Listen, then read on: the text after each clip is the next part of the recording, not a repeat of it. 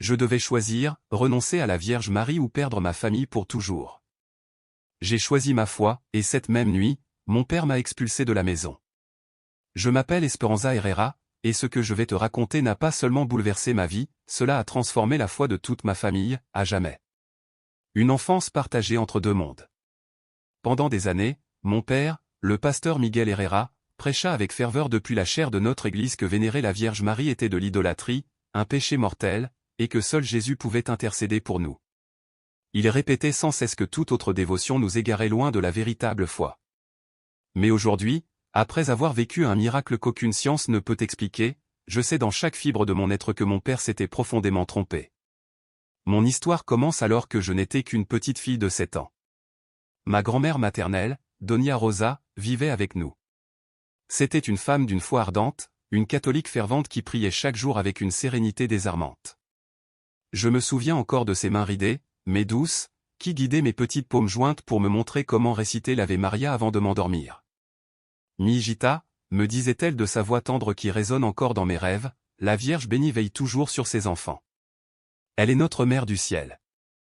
Ces moments étaient mon refuge, ma lumière. Mais mon père les détestait.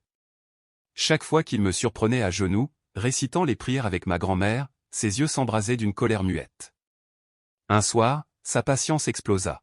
« Carmen, cria-t-il à ma mère. Ta mère bourre la tête de cet enfant avec des superstitions. » Ma mère, déchirée entre son rôle d'épouse de pasteur et de fille aimante, baissait les yeux et soupirait sans un mot. Les rêves qui ont changé ma vie. C'est à cette époque que l'extraordinaire commença. À partir de mes 8 ans, je fis des rêves d'une intensité bouleversante. J'y voyais une femme d'une beauté indescriptible, vêtue d'un manteau bleu et blanc, qui me regardait avec un amour si pur que je me réveillais en larmes, le cœur battant de bonheur. Elle ne parlait jamais dans mes songes, mais sa simple présence m'inondait d'une paix profonde et inexplicable. Je savais, sans que personne ne me le dise, que c'était la Vierge Marie. Un matin, encore exalté, je courus dans la cuisine où grand-mère préparait le petit déjeuner. Abuela, j'ai encore rêvé de la belle dame en bleu. Ses yeux se remplirent de larmes de joie. Eh, Minina Santa, murmura-t-elle en me serrant dans ses bras, si la Vierge te visite, c'est parce que ton cœur est pur. Mais mon père avait entendu. Son visage se déforma de colère et il surgit dans la cuisine. Assez, tonna-t-il. Sonora Rosa, je vous interdis formellement d'empoisonner l'esprit de ma fille avec ces fables diaboliques. La Vierge n'est qu'un instrument de Dieu, pas une sainte à adorer. Ma grand-mère se redressa avec toute la dignité dont elle était capable. Miguel, répondit-elle d'une voix ferme, vous ne pouvez pas empêcher une enfant d'aimer la mère de notre Sauveur. Si elle se manifeste dans ses rêves, c'est parce que Dieu le veut ainsi. Ce fut leur dernière querelle. 3 jours plus tard, ma chère grand-mère s'effondra dans le jardin, victime d'un infarctus fulgurant.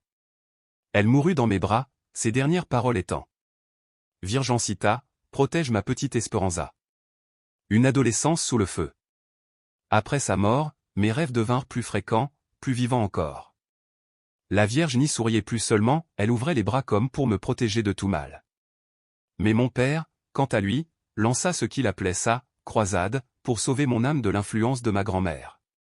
Chaque dimanche, après ses sermons, il rentrait à la maison plus décidé que jamais à extirper ce qu'il voyait comme une hérésie. Sa voix grave résonnait dans toute la maison. Esperanza, Dieu m'a révélé que l'ennemi se sert de cette image pour te tromper. Seul Jésus est médiateur auprès du Père. Ces paroles faisaient trembler les murs et ma mère se réfugiait dans la cuisine pour ne pas assister à nos affrontements. Mais j'étais une Herrera, avec le même tempérament que lui. À 12 ans, je commençais à lui répondre avec courage. Papa, comment la mère de Jésus pourrait-elle venir du démon?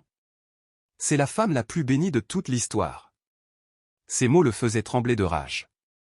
Les dimanches devinrent un supplice. Il m'obligeait à m'asseoir au premier rang et prêchait de longs sermons contre l'idolâtrie catholique, me pointant du doigt devant toute la congrégation. Voyez comme l'ennemi peut séduire même la fille d'un pasteur, lançait-il du haut de la chaire. Je sentais la honte m'engloutir. Les femmes de l'église me regardaient avec pitié et murmuraient. Pauvre Esperanza, si jeune et déjà perdue. Certains fidèles conseillèrent même à mon père de m'emmener chez des pasteurs spécialisés en délivrance spirituelle, pour chasser mes prétendus démons. Les signes de protection. À l'adolescence, mes visions évoluèrent. La Vierge apparut non seulement dans mes nuits, mais aussi dans des moments de danger. À 15 ans, j'ai failli être écrasé par un camion qui avait brûlé un feu rouge. Au dernier instant, j'ai vu une silhouette lumineuse m'attraper par le bras et me tirer en arrière. Le camion frôla mon visage à quelques centimètres. Tremblante, je suis rentré à la maison et j'ai tout raconté à mes parents. Ma mère pâlit, sans réfléchir, se signa discrètement. Mais mon père entra dans une colère noire. Assez de mensonges, Esperanza. Ce sont des hallucinations que tu t'inventes parce que tu refuses la vérité de l'Évangile. Ce qui me blessait le plus n'était pas ses cris, mais de voir ma mère souffrir en silence. Elle avait grandi en récitant le chapelet avec ma grand-mère, mais, mariée à un pasteur évangélique, elle avait dû enfouir cette partie de son âme. Parfois, je la surprenais, seule dans la chambre, caressant une petite médaille de la Vierge qu'elle gardait cachée dans son coffret à bijoux au dernier héritage de Doña Rosa. Le jour où tout a basculé. À 16 ans, je pris une décision qui changea le cours de ma vie. Au lieu de cacher ma foi, je décidai de la défendre. Un dimanche, alors que mon père prêchait encore sur les dangers du catholicisme, je me levai, le cœur battant, et déclarai d'une voix forte. « Papa, je respecte ton ministère, mais je ne te laisserai pas insulter la mère de notre Sauveur. La Vierge Marie m'a protégé toute ma vie, et je continuerai à lui adresser mes prières jusqu'à mon dernier souffle. » Un silence de plomb tomba sur l'assemblée. 200 pères Dieu se fixèrent sur moi. Pour la première fois de sa vie, mon père resta muet dans sa chair, le visage rouge d'humiliation et de fureur contenue. Cette nuit-là, en rentrant, il claqua la porte si fort que toute la maison en trembla. Sa respiration était haletante, ses yeux injectés de sang. J'eus peur comme jamais auparavant. Je n'avais jamais vu mon père dans un tel état de fureur. « Tu m'as humilié devant toute ma congrégation » hurla-t-il en desserrant sa cravate, les mains tremblantes de colère. 16 années de prédication, de sermons passionnés, de construction d'une réputation irréprochable, et voilà que sa propre fille venait, selon lui, de ruiner tout ce qu'il avait bâti. Sa voix tonnait dans la maison, chaque mot claquait comme un coup de fouet. Ma mère, Carmen, tenta d'apaiser les esprits. « Miguel, s'il te plaît, calme-toi. Ce n'est qu'une adolescente perdue. » Mais il l'interrompit d'un geste brutal de la main. « Non, Carmen. Elle n'est pas perdue, elle est rebelle. Et je n'accepterai pas que le démon utilise ma propre fille pour détruire mon ministère. » Ces paroles résonnaient dans les murs comme un jugement sans appel. Les voisins devaient sûrement entendre chaque mot. Je rassemblai tout le courage qui me restait et le regardai droit dans les yeux. « Papa, je ne suis pas rebelle. Je crois simplement que la Vierge Marie mérite notre respect et notre vénération. Elle est la mère de Jésus, pas une ennemie de la foi. » Ses yeux se rétrécirent, lançant des éclairs. « Esperanza, je te donne une dernière chance, tu renonces publiquement à ces superstitions catholiques devant toute l'Église dimanche prochain, en demandant pardon pour l'humiliation que tu m'as infligée, ou alors ?» Je le défiai, la poitrine martelée par mon cœur devenu tambour de guerre. « Ou alors quoi, papa ? Ou alors tu quittes ma maison pour toujours. » Un silence de plomb tomba sur la pièce. Ma mère porta les mains à sa bouche pour étouffer un cri d'horreur. « Miguel, tu ne peux pas être sérieux, c'est notre unique enfant. » Mais je connaissais mon père. Lorsqu'il prenait une décision, rien au monde ne pouvait le faire revenir en arrière. Alors, d'une voix que je ne reconnus même pas, je prononçai les mots qui allaient changer ma vie. « Papa, j'aime ma famille, mais je ne renierai pas la Vierge. Si je dois choisir entre ma maison et ma foi, je choisis ma foi. » Ces paroles tombèrent comme des lames de couteau. Alors pars immédiatement. Et ne reviens pas avant d'être prête à me demander pardon et à renoncer à cette hérésie. Ma mère s'effondra sur une chaise en sanglotant. « Miguel, je t'en supplie, réfléchis. » Mais il était déjà monté dans sa chambre, claquant la porte avec fracas. Cette nuit-là, à seulement 16 ans, je fis mes bagages en silence. Ma mère m'aida, les larmes coulant sur ses joues, mouillant mes vêtements qu'elle pliait avec une tendresse désespérée. « Ma fille, prie pour nous et sois prudente, » dit-elle en me serrant dans ses bras comme si elle voulait graver ce moment dans son cœur pour l'éternité. Avant de partir, je pris sous mon lit le petit chapelet de ma grand-mère Rosa, le portai à mes lèvres et murmurai. « Très sainte Vierge, il ne me reste plus que toi. Ne m'abandonne pas. » Les rues de la ville étaient noires et glacées à l'aube lorsque je quittai la seule maison que j'avais connue. Je n'avais ni argent, ni refuge, ni personne à qui me confier. Mais j'avais quelque chose qu'aucune colère paternelle ne pourrait m'enlever, une foi inébranlable en la mère de Jésus. Les premiers jours furent les plus durs de mon existence. Je dormais dans les parcs, sous les arcades des magasins fermés. Je me nourrissais de ce que je pouvais trouver dans les poubelles des restaurants. Chaque nuit pourtant, avant de fermer les yeux, je récitais mon chapelet en entier, et cette prière me tenait en vie. Je sentais une présence invisible, douce et protectrice, comme une main posée sur mon épaule. Un matin, alors que je cherchais du travail de porte en porte, j'entrai dans une petite boulangerie. La propriétaire, Doña Maria, une femme âgée au regard empreint de bonté, me détailla avec inquiétude. « Petite, quand as-tu mangé pour la dernière fois ?» Je lui racontai ma situation sans entrer dans les détails religieux. Sans hésiter, elle m'offrit un emploi et une minuscule chambre à l'arrière de sa boutique. « Tu es bien trop jeune pour être seule au monde, » me dit-elle en me servant un bol fumant de haricots. « Mais je vois dans tes yeux une force rare. Cela vaut plus que tout l'or du monde. » Doña Maria devint la mère que je n'avais plus. Pendant 3 années, je travaillais à ses côtés, apprenant non seulement l'art de la boulangerie, mais aussi des leçons de vie que mon père ne m'avait jamais enseignées. C'était une femme de foi simple et profonde. Jamais elle ne me demanda pourquoi une jeune fille si dévouée à la Vierge avait fini dans la rue.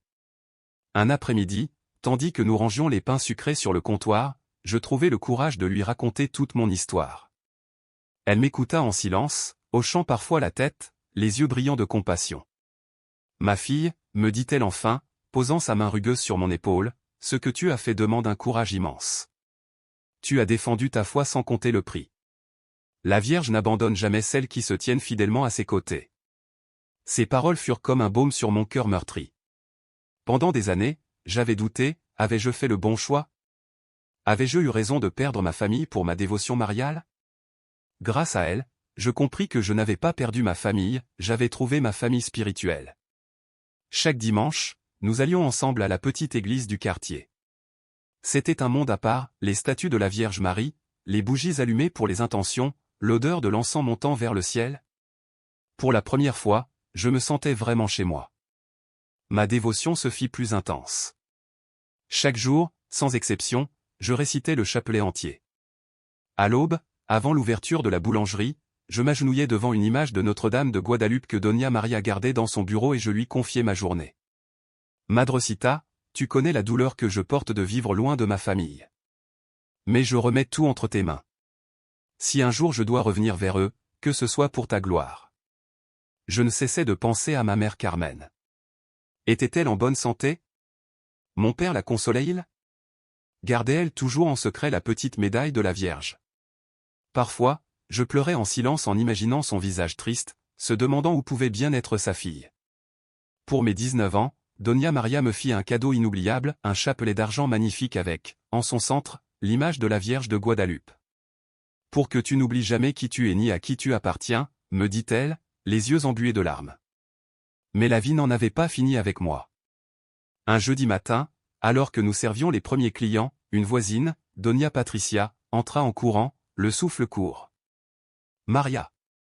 Maria! » cria-t-elle. Je viens d'entendre aux nouvelles qu'il y a eu un terrible accident sur la route principale. Un autobus s'est renversé. Il y a de nombreux blessés graves. Mon sang se glaça. Une voix intérieure, que je savais ne pas être la mienne, murmura. « C'est ta mère. » Je le sus avec une certitude absolue, ma mère Carmen était dans cet accident. Je laissai tout en plan et courus vers l'hôpital central, le cœur battant si fort que j'avais l'impression qu'il allait exploser dans ma poitrine. Doña Maria courait derrière moi, criant presque avec désespoir. « Esperanza! Attends-moi! Ne pars pas seul !» Lorsque nous sommes arrivés à l'hôpital, une vision dantesque nous frappa de plein fouet. Le chaos régnait partout, des familles en pleurs s'accrochaient les unes aux autres, des brancards roulaient à toute vitesse dans les couloirs, les sirènes d'ambulance hurlaient encore dehors. Le sol résonnait sous les pas pressés des médecins et des infirmières. Mon cœur battait à tout rompre, mes jambes tremblaient comme si elles allaient se dérober sous moi. Je m'approchai de l'accueil, d'une voix presque étranglée, je suppliai.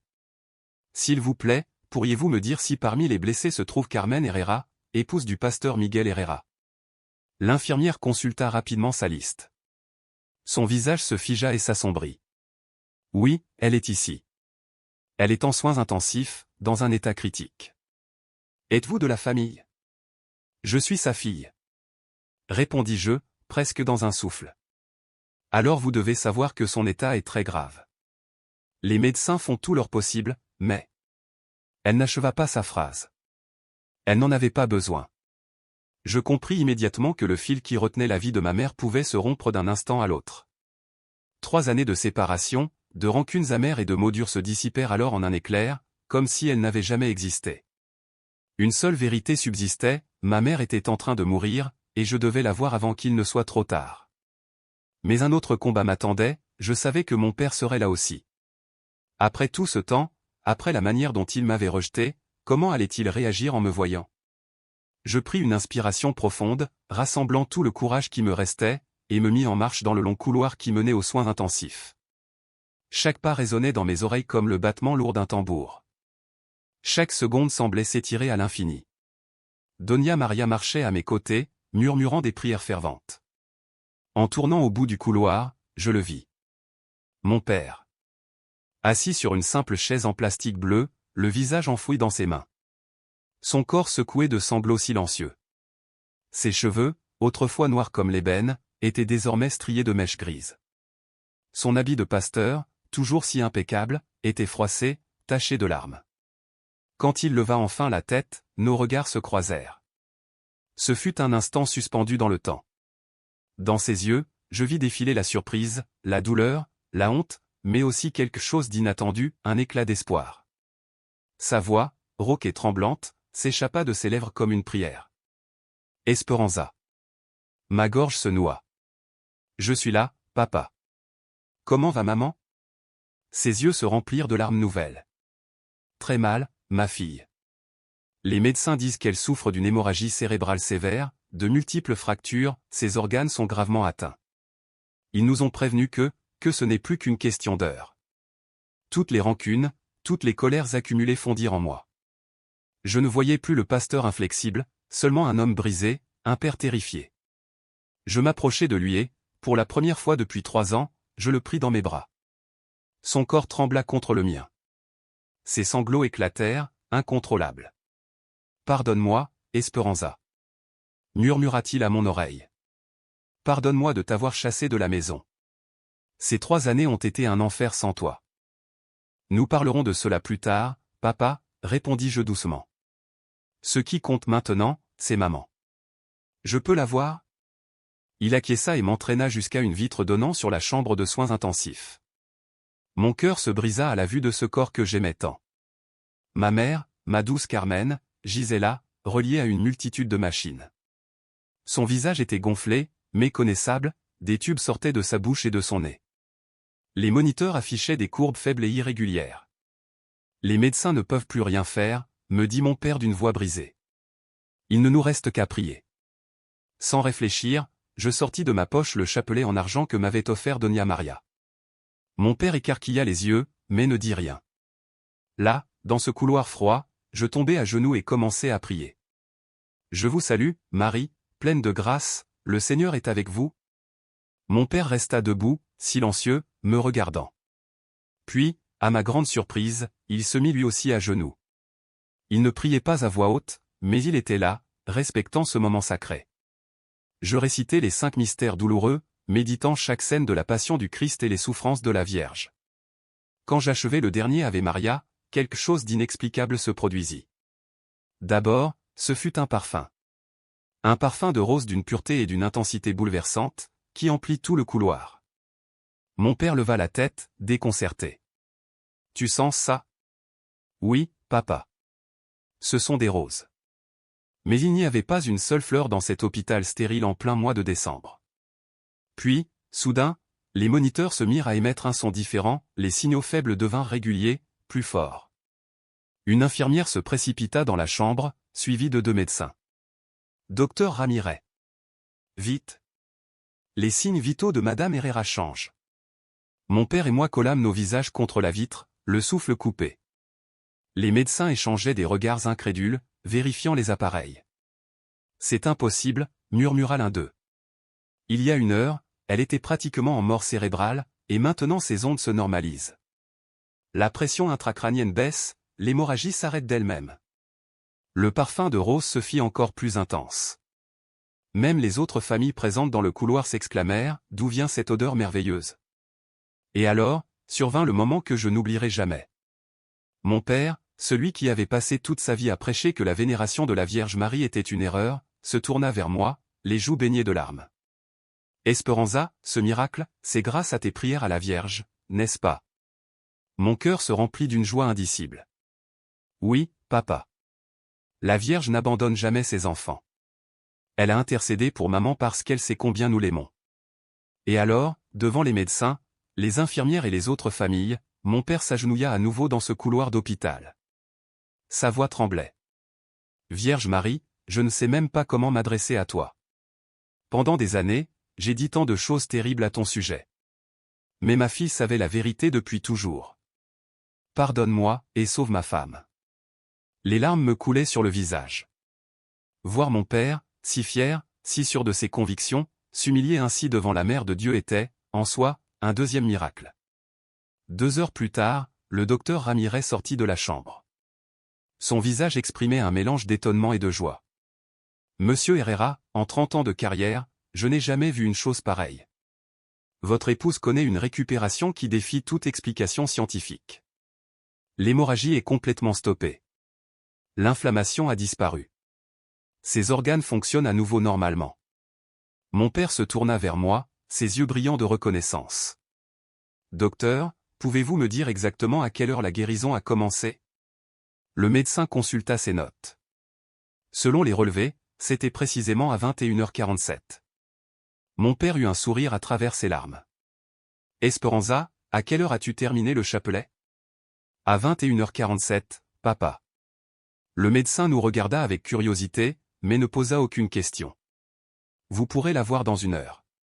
Elle se réveille, et elle demande après vous. » Cette heure d'attente fut la plus longue et la plus précieuse de ma vie. Pour la première fois depuis 3 ans, mon père et moi parlâmes cœur à cœur. Il me raconta ses nuits d'insomnie, ses prières silencieuses, le poids de la culpabilité qui l'écrasait depuis mon départ. Et moi, je lui ouvris mon cœur sur mes années d'exil, ma douleur d'avoir perdu ma famille, et comment, malgré tout, j'avais continué de prier pour eux chaque jour. Quand enfin nous avons pu entrer dans la chambre, ma mère nous attendait, ses yeux pleins de larmes, mais brillants de vie. Ce soir-là, non seulement elle reçut une seconde chance, mais nous aussi. Ce fut le commencement d'une guérison bien plus profonde, celle de notre famille. Pendant 3 longues années, mon père vivait tourmenté par le souvenir de nos disputes. Chaque jour, il revivait ces paroles dures comme des lames qu'il avait séparées de sa propre fille. Il priait en secret, les larmes coulant sur son visage, implorant Dieu de me ramener à la maison. « Ma fille » me dit-il un soir, en prenant mes mains avec une douceur qui me bouleversa. Je croyais défendre la foi, mais en réalité, je ne défendais que mon orgueil. Cette nuit, la Sainte Vierge m'a montré ce qu'est la vraie humilité. Lorsque les médecins nous laissèrent enfin entrer dans la chambre de maman, je crus rêver, elle était éveillée, souriante, les yeux brillants de larmes. À ma vue, elle éclata en sanglots de joie. « Esperanza, mon enfant, je savais que tu viendrais, » me dit-elle d'une voix faible mais claire. Chaque nuit, j'ai demandé à la Vierge Marie de veiller sur toi, où que tu sois. Je m'approchai de son lit, le cœur battant, et sortis de ma poche la petite médaille de la Vierge que j'avais portée en secret durant toutes ces années. « Maman, je ne l'ai jamais quittée, » lui murmurai-je. À cet instant, j'eus la certitude que grand-mère Rosa, depuis le ciel, nous regardait et intercédait pour nous. Mon père s'approcha à son tour, l'air bouleversé. D'une voix tremblante que je ne lui avais jamais connue, il dit « Carmen, pardonne-moi. J'ai été un insensé. Esperanza avait raison, la Vierge Marie nous a sauvés cette nuit. » Quelques mois plus tard, quelque chose se produisit qui changea notre famille à jamais. Mon père vint me trouver, les yeux pleins d'humilité, et me dit « Ma fille, je veux que tu reviennes à la maison que tu as quittée il y a 3 ans. J'ai eu tort. Je ne cesserai pas mon ministère, car c'est ma vocation, mais j'ai appris à respecter ta foi catholique. La Vierge m'a enseigné que l'amour de Dieu se manifeste de 1000 manières. » Je fondis en larmes et acceptai de rentrer. Ce fut l'un des jours les plus heureux de la vie de ma mère, sa famille était enfin réunie. Les semaines suivantes, nous vécûmes une transformation profonde. Mon père continua à prêcher dans sa congrégation, mais ses sermons n'étaient plus les mêmes, ils étaient plus doux, plus tolérants, empreints d'amour et dénués de tout fanatisme. Frère, disait-il à ses fidèles, Dieu est plus grand que nos différences. Ce que j'ai vécu cette nuit-là m'a appris que le Seigneur agit par bien des chemins, et que nous devons avoir l'humilité de les reconnaître. Certains membres de l'Assemblée eurent du mal à accepter ce changement, mais mon père resta ferme dans cette nouvelle voie. À la maison, il respectait mes prières du rosaire et mes dévotions mariales. De mon côté, je respectais ses études bibliques et son ministère. Peu à peu, une relation nouvelle naquit entre nous, il commença à me poser des questions sur la foi catholique, non pour contester, mais avec une véritable curiosité. Je lui expliquai le rôle des saints, l'importance de l'intercession de Marie, et la richesse de la tradition qui éclaire les Écritures. Un jour, il me dit : « Tu sais, Esperanza, pendant des années, j'ai combattu quelque chose que je ne comprenais pas. Mon orgueil m'aveuglait. 5 ans après cette nuit miraculeuse, quelque chose d'impensable se produisit, le pasteur Miguel Herrera renonça complètement à la doctrine évangélique qu'il avait défendue toute sa vie. Désormais, il accompagne ma mère et moi à la messe chaque dimanche. Maman est totalement rétablie, plus fervente que jamais dans son amour pour la Vierge. Chaque 15 décembre, jour de l'accident, nous organisons dans notre paroisse une grande journée de prière et d'action de grâce. Le chapelet d'argent que Doña Maria m'avait offert orne désormais l'autel de notre maison, à côté d'une belle image de Notre-Dame de Guadeloupe. Et chaque soir, mon père, celui qui autrefois prêchait contre l'intercession mariale, récite le rosaire avec moi. Parfois, il me regarde et me dit : « La Vierge m'a appris que suivre le Christ, c'est être humble. C'est elle qui m'a ramené à l'église que j'avais quittée il y a tant d'années. » Aujourd'hui, lorsqu'on lui demande si les miracles existent, il répond sans hésiter : « Oui, les miracles sont bien réels. Ils sont à la portée de quiconque a assez de foi pour les demander et assez d'humilité pour les recevoir. » La Vierge continue de nous accompagner chaque jour, chaque heure, chaque seconde. Il suffit d'ouvrir notre cœur et de se confier à son amour maternel. Cette nuit à l'hôpital n'a pas seulement sauvé la vie de ma mère, elle a sauvé notre famille, a restauré ma relation avec mon père et m'a appris que l'amour d'une mère terrestre ou céleste est la force la plus puissante qui existe au monde. La Vierge ne nous abandonne jamais. Je suis le témoignage vivant de cette vérité. Et maintenant, à toi qui lis ces lignes, je veux parler, qu'as-tu ressenti en découvrant mon histoire ? As-tu reconnu en moi tes propres luttes, ta foi persévérante ? Ou peut-être as-tu partagé la douleur de mon père lorsqu'il a compris qu'il s'était trompé ? Cette histoire nous enseigne qu'il n'est jamais trop tard pour admettre nos erreurs et ouvrir notre cœur à la vérité. Combien de fois jugeons-nous ou rejetons-nous ce que nous ne comprenons pas ?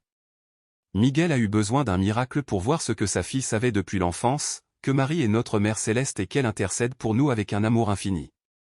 Peut-être que toi aussi, tu as connu le rejet à cause de ta dévotion mariale. Ou peut-être, comme Miguel, tu as douté de la puissance de l'intercession de Marie. Mais cette histoire te rappelle que la Vierge ne se lasse jamais de nous attendre, de nous aimer, de présenter nos prières à son Fils. N'as-tu pas remarqué que dans les moments les plus sombres de la vie, lorsque tout semble perdu, c'est souvent là que surgissent les miracles les plus grands ? Esperanza avait tout perdu, sa maison, sa famille, sa sécurité, mais elle n'a jamais perdu sa foi. Et c'est cette foi inébranlable qui a touché le cœur de la Vierge et déclenché le miracle qui non seulement a guéri le corps de sa mère, mais a restauré toute une famille. Le parfum de rose qui emplit l'hôpital ce soir-là n'était pas un hasard.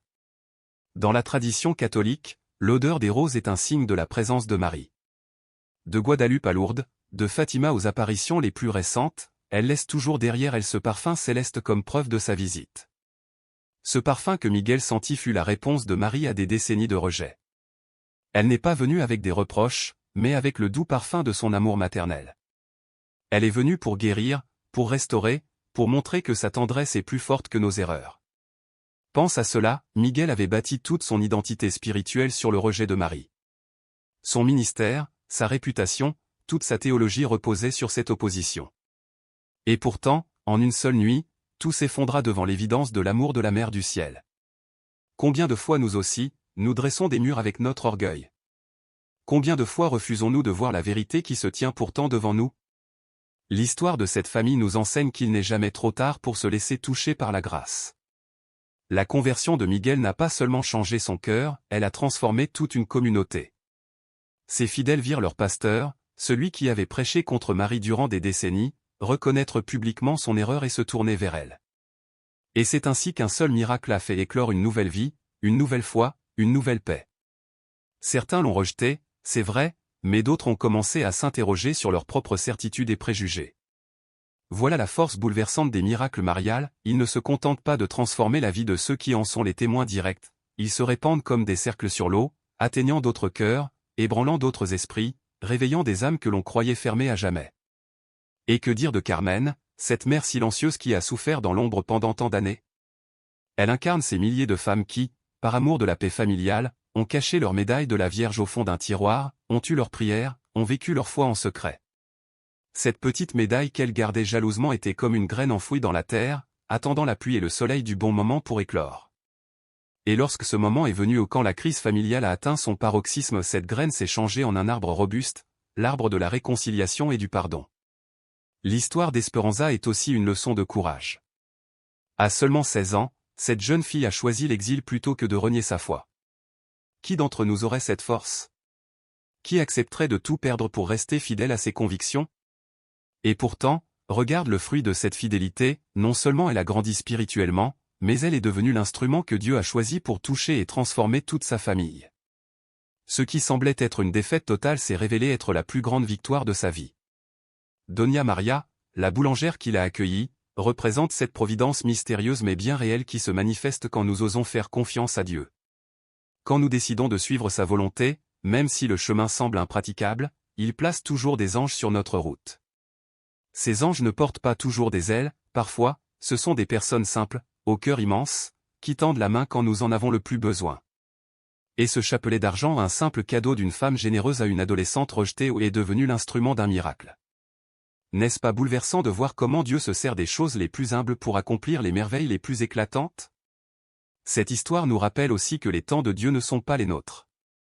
Esperanza a dû attendre 3 longues années avant de voir la réponse à ses prières. 3 années de silence, de souffrance, de doute, de nuits passées à pleurer en secret.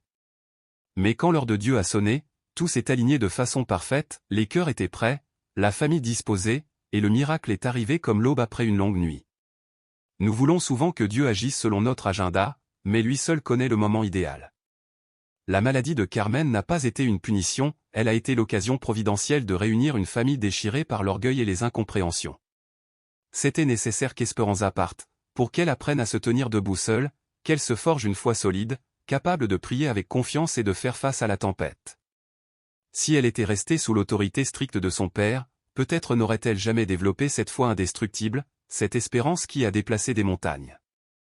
Le miracle médical, personne ne peut le nier, une hémorragie cérébrale massive qui cesse instantanément, des organes gravement atteints qui se réparent en quelques heures, une femme entre la vie et la mort qui se relève soudainement, pleine de force. Les médecins n'avaient aucune explication scientifique. Mais nous connaissons la réponse, c'est la puissance de l'intercession de la très sainte Vierge Marie. Et pourtant, le miracle spirituel fut encore plus grandiose, un pasteur qui abandonne des décennies de prédications hostiles pour embrasser la vérité, une famille brisée qui retrouve l'unité, une communauté entière qui assiste à la puissance de l'amour divin à l'œuvre. Aujourd'hui, 5 ans plus tard, quand Miguel Herrera raconte son témoignage dans la paroisse catholique, ses yeux se remplissent de larmes.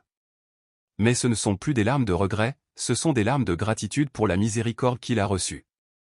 La Vierge Marie, dit-il souvent, ne m'a pas puni pour mes erreurs. Elle m'a éduqué avec douceur, m'a montré mes fautes et m'a donné l'occasion de les réparer. Ce témoignage nous interpelle profondément.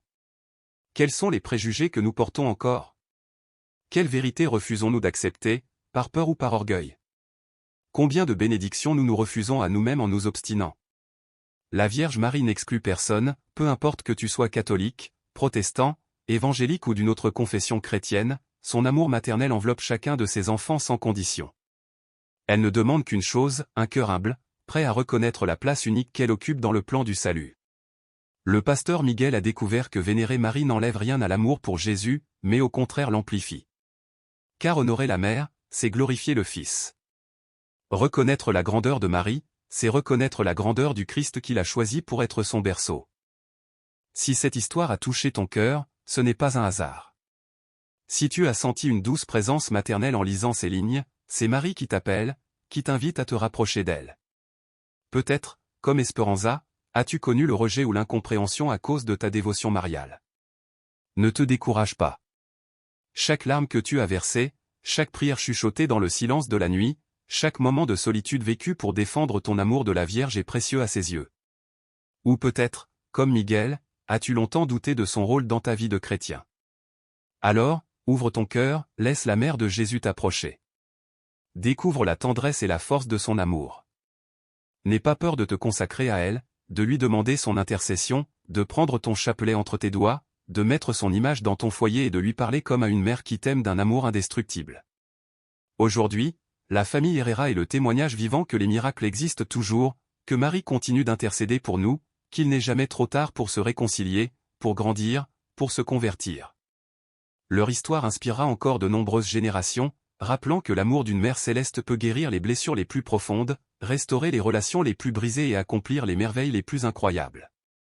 Si tu crois en la puissance de l'intercession mariale, si tu es convaincu qu'elle ne nous abandonne jamais, si tu as déjà perçu cet indicible parfum de rose qui annonce sa présence, alors sache que tu fais déjà partie de cette grande famille mariale qui s'étend aux quatre coins du monde. Partage ce témoignage. Il y a tant de familles divisées, tant de cœurs blessés par le rejet, tant de personnes qui ont cessé de croire au miracle.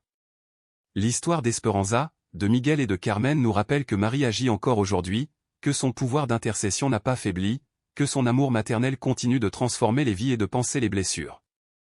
Et souviens-toi, lorsque tout semble perdu, lorsque la médecine ne trouve plus de réponse, lorsque les ténèbres paraissent étouffer la lumière, elle est là, notre Mère du ciel, attendant que nous lui ouvrions notre cœur avec la confiance pure d'un enfant. Car la Vierge très sainte n'abandonne jamais, jamais, ses enfants. Moi, Esperanza Herrera, je suis le témoignage vivant de cette vérité éternelle. Ô douce Vierge Marie, nous te confions tous ceux qui liront ces paroles, touche leur cœur comme tu as touché le nôtre. Accomplis dans leur vie les miracles qu'ils attendent. Et qu'ils n'oublient jamais qu'une Mère céleste les aime d'un amour infini. Amen.